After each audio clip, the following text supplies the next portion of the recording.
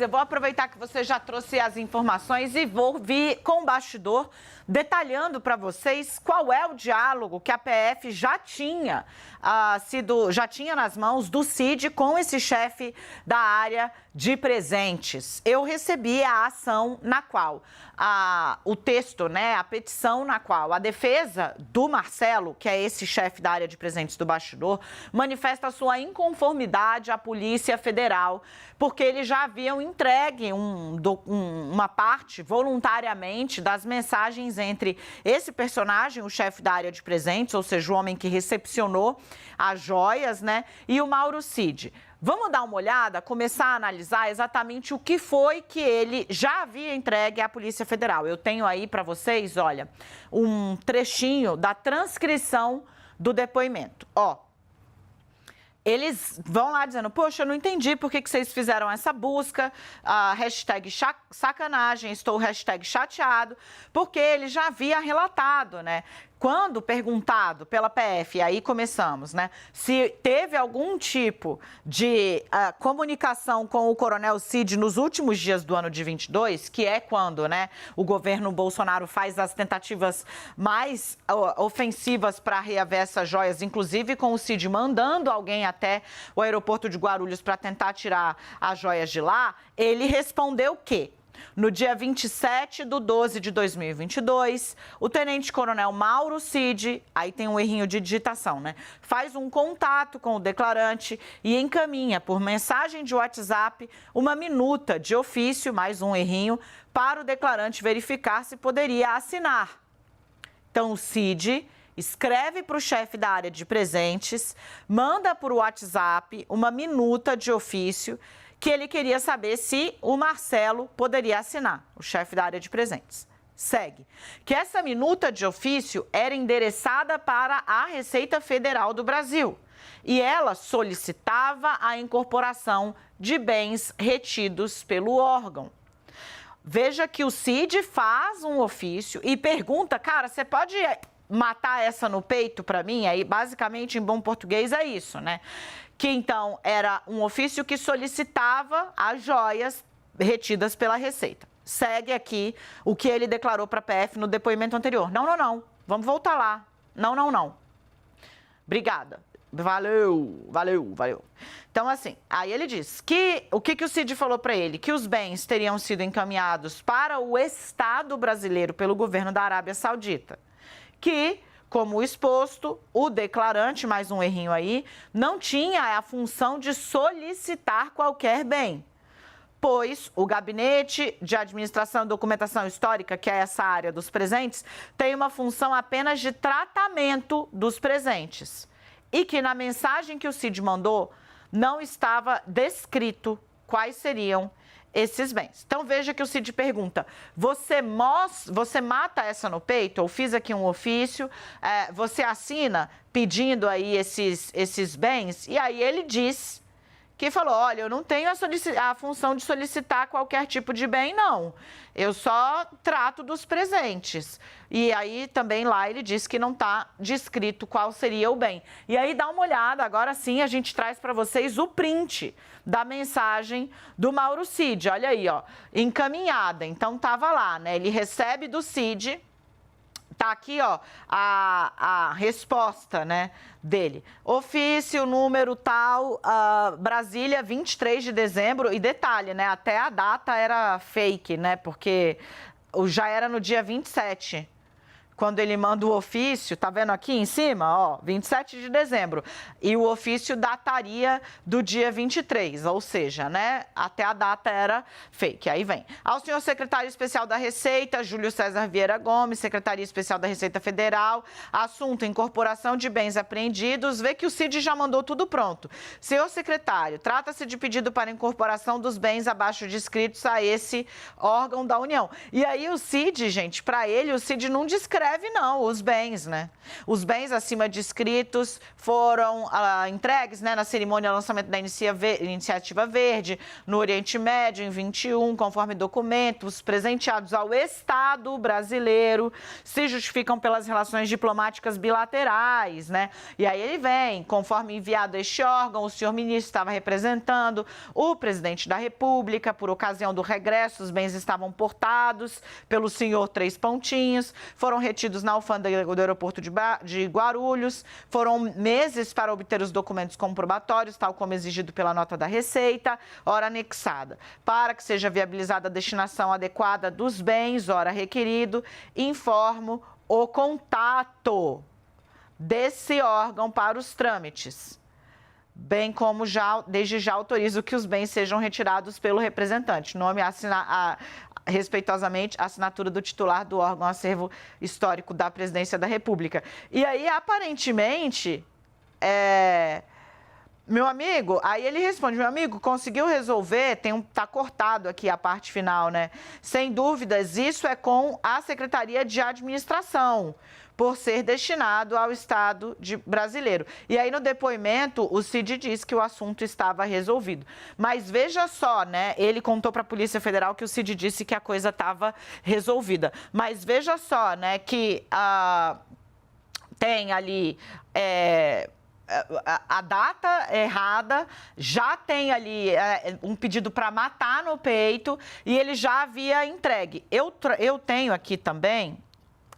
mas eu joguei, Edu, essa peça tá no nosso grupo, caso a gente e todos os colegas queiram, né? Eu tenho aqui também o que mais ele disse para a Polícia Federal, né, o chefe da área de presentes. Ele diz, olha, mais adiante, ainda sobre tais mensagens trocadas pelo WhatsApp, ele afirmou para a PF que, abro aspas, que tempo depois, no mesmo dia 27/12, o declarante encaminhou mensagem para Mauro Cid, indagando se havia encontrado uma solução para o caso, tendo recebido como resposta que o assunto estava resolvido. Vem para cá todo mundo, claro, né?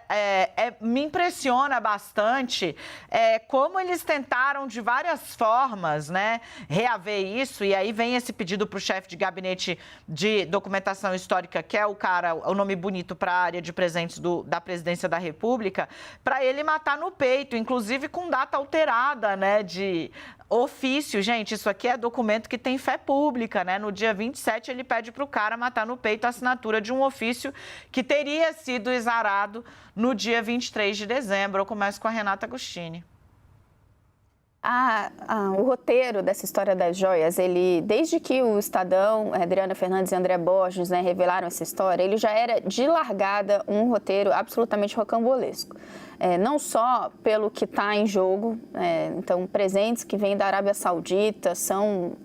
a expressão que a gente usa lá no Rio, né, malocados para dentro do Brasil de um jeito super esquisito, numa comitiva ministerial. E aí depois, quando esses outros detalhes vão surgindo, né, de como gente muito próxima ao ex-presidente se empenhou com afinco até ali, o último momento, para tentar reaver essas joias, que, diga-se de passagem, nem o Palácio do Planalto, nem o Ministério de Minas e Energia em nenhum momento foi lá e se empenhou para corrigir a declaração e dizer que aquilo iria para o acervo público, que esse eu acho que é o ponto fundamental, ainda que a gente levasse em conta que houve ali uma barbeiragem injustificada, mas uma barbeiragem, que eles não sabiam exatamente como tinham que trazer, que não sabiam exatamente como tinham que desembaraçar, a gente daria um enorme desconto. Mas vamos considerar esse cenário.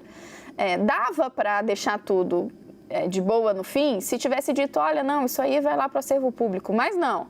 Nunca foi esse o caminho. Fizeram todo tipo de operação, liga para um, manda mensagem para outro, liga para o chefe da Receita. E isso que possibilitaria que as joias não ficassem mais retidas, isso mesmo não foi feito. Lembra quando a gente falou no caso da vacina, também analisando os passos de Mauro Cid, que eu falei, olha, gente, se demandasse isso tudo para ter um registro falso, eu mesmo sendo negacionista, eu me vacinava, porque me dá muita preguiça. Eu acho que se aplica nesse caso. Então, você faz, assim, você vai movendo mundos e fundos, acionando um monte de gente, colocando pessoas em situações embaraçosas para algo que poderia ter sido resolvido mais facilmente se, por exemplo, fosse lá e dissesse, não, isso aí não vai para ninguém do governo, não, isso aí vai ficar no acervo público. Quando a gente tem agora a materialidade, né, não só o percurso, mas a gente vê como Mauro Cid foi acionando essas pessoas, fica ainda mais curioso e lamentável todo esse episódio que envolve as joias. Porque eu gosto sempre de resgatar essa perspectiva que para mim é muito valiosa.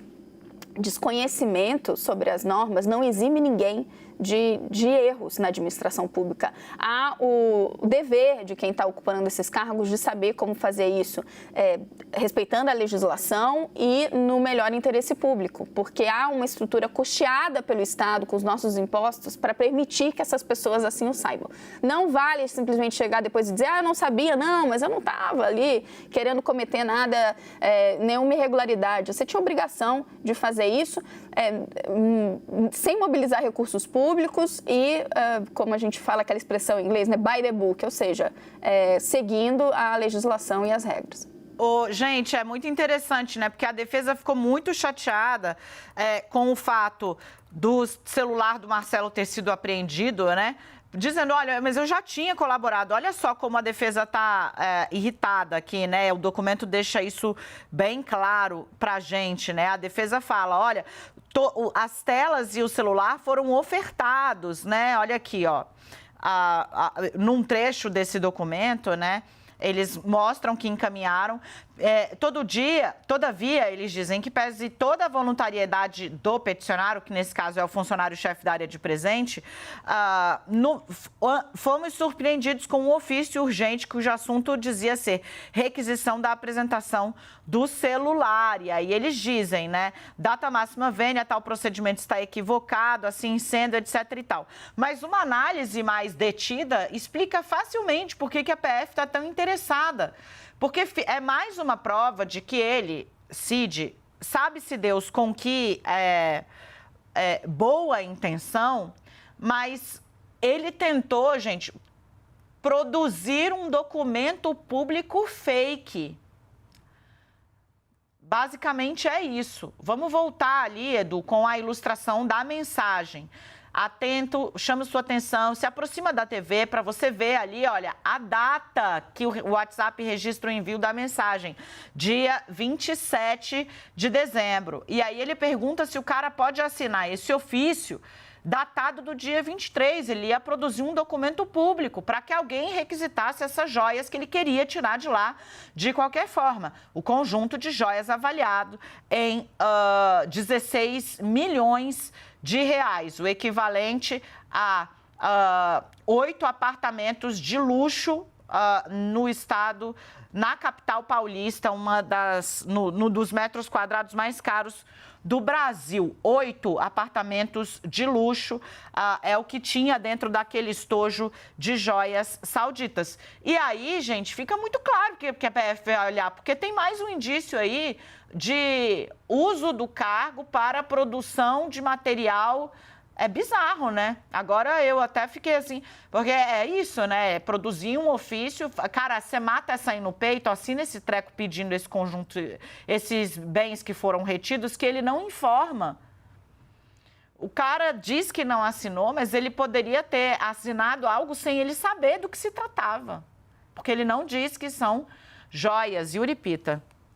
E isso é muito ilustrativo, né? Ilustra muito a forma como se entendia como funcionava a administração pública e toda essa parte burocrática, né? E mais um elemento desse quebra-cabeça para se tentar entender por que este episódio que acontece em outubro de 2021 só se tem tem uma série de mobilizações ao longo dos 14 meses de outubro de 2021 até dezembro de 2022, mas como isso chega e mobiliza tanta energia da parte do gabinete da presidência, porque a gente está falando não só de um setor responsável aí pelos presentes que ganha o presidente da República, mas principalmente pelo seu ajudante de ordens, das pessoas mais próximas do ex-presidente Jair Bolsonaro, com uma série de ações dentro do governo para tentar tirar da posse da Receita Federal, que é outro órgão de governo que teve os seus funcionários cumprindo a sua atribuição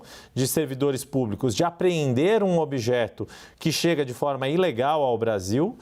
E esse objeto vem a ser um objeto, né, um conjunto de joias valiosas, né, estimado em mais de 16 milhões de reais, e o quanto se tenta na base do jeitinho, né? Era o jeitinho para trazer a caixa de joias para o Brasil, o jeitinho para tentar tirar a caixa de joias da posse da Receita Federal, depois de terem sido legitimamente apreendidas pelos funcionários públicos. A diferença de quem está de passagem por um governo e de quem sabe o que é servir ao Estado brasileiro, não importa quem seja o governante de momento. Deixa eu fazer um registro aqui que tem uma nota forte de protesto, inclusive citação a abuso de autoridade, né? Por parte dos advogados do Marcelo, que era o chefe dessa área que o Cid acionou para tentar reaver as joias, né? Registra-se que a postura adotada se dá apenas e tão somente por conta da abordagem de Vossa Excelência. Ele está se dirigindo à Polícia Federal.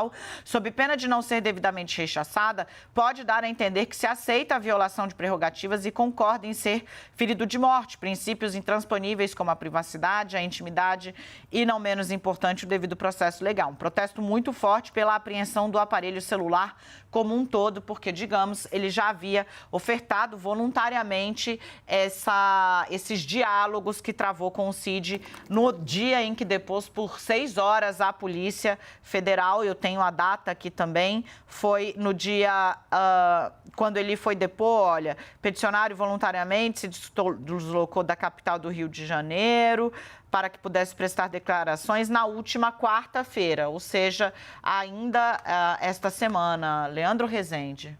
Dani, Perdão, 12/4. Perdão, 12/4. Portanto, há um mês, né, exatamente, que ele prestou esse depoimento à Polícia Federal.